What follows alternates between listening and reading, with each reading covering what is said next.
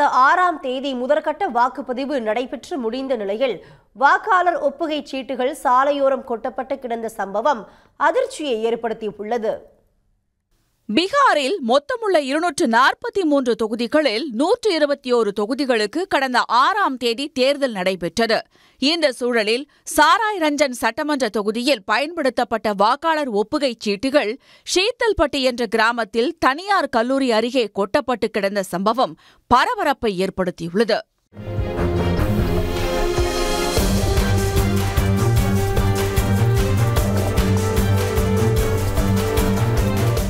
இந்த ஒப்புகைச் சீட்டுகள் யாருடைய உத்தரவின் பேரில் வெளியே கொட்டப்பட்டன என்று ராஷ்டிரிய ஜனதா தளம் கேள்வி எழுப்பியுள்ளது.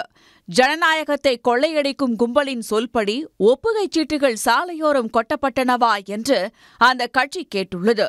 சமஸ்திபூரில் உள்ள முஹைதீன் நகர் தொகுதியில் மின்னணு வாக்கு இயந்திரங்கள் வைக்கப்பட்டுள்ள மையத்தில் மர்ம நபர்கள் நடமாட்டம் இருந்ததாக வீடியோ ஆதாரத்துடன் ஆர்ஜேடி கட்சி குற்றம் சாட்டியுள்ளது.